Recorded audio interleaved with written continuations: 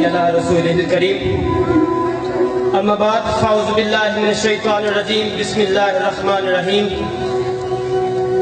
معزز سامعین کرام، میرے محترم اساتذہ کرام اور اقبال کی شہینوں، السلام علیکم۔ آج مجھے جس موضوع پر لب کشائی کرنے کا موقع ملا ہے وہ الفاظ کے اعتبار سے کچھ یوں ہے کہ بھوک تہذیب کے آداب بھلا دیتی ہے۔ علی بکار، جس معاشرے میں انسانوں کی کوئی قیمت نہیں ہوتی وہاں جسم بہت قیمتی ہوتے ہیں۔ جس معاشرے میں انسانوں کی کوئی قیمت نہیں ہوتی وہاں عزت کی بولی سب سے اونچی لگتی ہے۔ جس معاشرے میں انسانوں کی کوئی قیمت نہیں ہوتی وہاں بنت ہوا سرے وطار تبلے کی تھاپ پہ ناچتی ہے، اور جس معاشرے میں انسانوں کی کوئی قیمت نہیں ہوتی وہاں بھوک تہذیب کے آداب بھلا دیتی ہے۔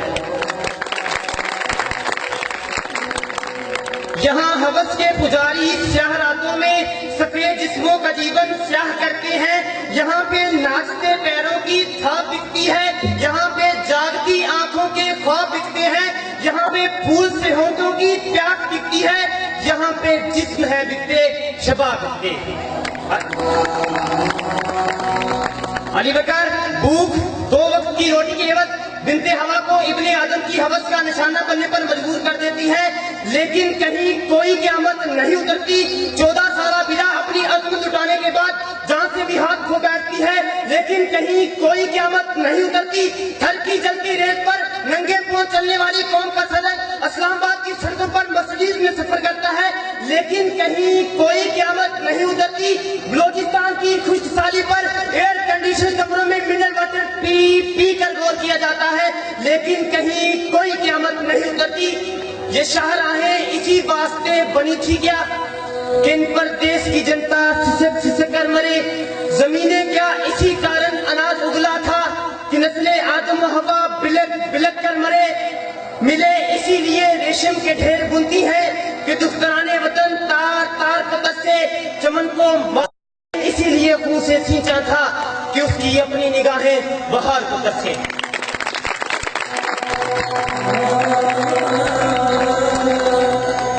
علی بکر، یہ ہے اسلامی جمہوریہ پاکستان، یہاں ہر کوئی اپنی دھن میں مگن ہے، سر بجانے کی فرصت نہیں، دائیں بائیں کی فکر نہیں، ہر شخص بھوکا ہے، کوئی اقتدار کا طالب تو کوئی شہرت کا بھوکا، کوئی دولت کا پرستار تو کوئی پیٹ کا بھوکا، کہ بانگ کے ایک پیالے کی عوض اپنا سب کچھ نشاور کرنے پر آمادہ تو کوئی دولت کا بھوکا۔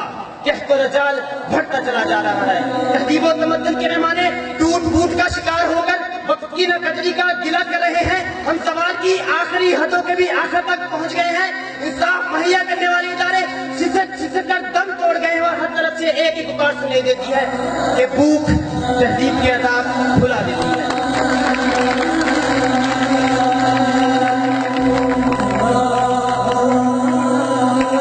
علی بکر، سنیے، اگر آپ سن سکتے ہیں کہ جب بوڑھے پروفیسر کو 6 ماہ تک پینشن نہ ملی تو اپنی کن پڑی پر پستول رکھ کر بولا، میرا پاکستان ہے یہ تیرا پاکستان ہے۔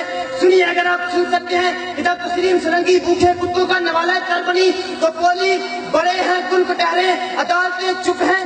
سنیے، اگر آپ سن سکتے ہیں کہ جب مزدور شام کو خالی ہاتھ گھر واپس لوٹا تو اپنے بچوں سے نظرانہ چلاتے ہوئے بولا، ہے تلخ بڑی بندہ ہے مزدور کی اوقات۔ سنیے، اگر آپ سن سکتے ہیں کہ جب لیڈر کی کھلی کچہری میں خسرولی کرنے والا شخص بولا تھا، میں بھی پاکستان ہوں تو بھی پاکستان ہے۔ سنیے، اگر آپ سن سکتے ہیں کہ ڈما ڈولا کے پیغوروں کو سنلا سے چلا چلا کر پکار رہے ہیں کہ نبی تو انسان کو کہ انسان مر گیا۔ سنیے، اگر آپ سن سکتے ہیں کہ ڈاکٹر عافیہ صدیقی آج بھی طرف زوال ذمہ دار کون؟ سنیے، اگر آپ سن سکتے ہیں کہ لال مسجد کے شہداء کہہ رہے ہیں پاک فوج تو زندہ باد۔ اور سنیے، اگر آپ سن سکتے ہیں جب بوڑھے باپ نے اور سنیے اگر آپ سن سکتے ہیں کہ جب بوڑھے باپ نے اپنی 3 جوان بیٹیوں کو موت کے گھاٹ اتارا تھا تو بولا تھا، عجب رسم ہے چارہ گھروں کی محفل میں، لگا کے زخم نمک سے مساج کرتے ہیں، غریب شہر ترستا ہے ایک نوالے کو، امیر شہر کے کتے بھی راج کرتے ہیں۔ علی بکر، بھوک تہذیب کے آداب بھلا دیتی ہے۔ غربت سے مجبور لوگ اپنے معصوم بچوں کے گلے کاٹ دیتے ہیں، اپنی گردے اور آنکھیں بیچ ڈالتے ہیں، اپنی 8 سالہ بچیاں دلالوں کے حوالے کر دیتے ہیں، اپنے خاندانوں کے ساتھ آگ میں کود جاتے ہیں، دریاؤں سمندروں میں چھلانگیں لگا دیتے ہیں، پنکھوں کے ساتھ لٹک جاتے ہیں، ٹرین کی پٹری کے آگے لے جاتے ہیں۔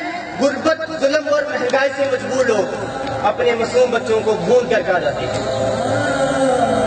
علی وقار صدارت، امارت اور وزارت کو رکے، تہذیبی اقدار کو پامال کرتے ہیں، کبھی تو چند کھوٹے سکوں کے عوض قوم کی بیٹیوں کو بیچ ڈالتے ہیں، کبھی مسجد کا تقدس پامال کرتے ہوئے انہیں لہو رنگ کرتے ہیں، اور کبھی اپنی ہی عوام سے کہتے ہیں کہ میں تم وہاں سے نشانہ بناؤں گا کہ تمہیں پتہ بھی نہیں چلے گا۔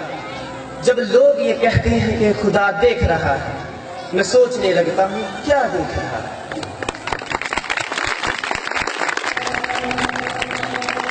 علی وقار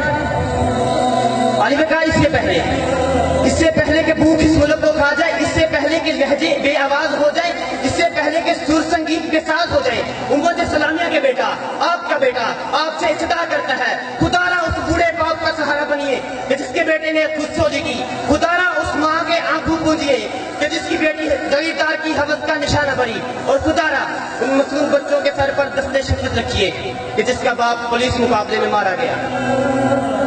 چند اشعار کے ساتھ موضوع دینے پر سمیٹتا ہوں۔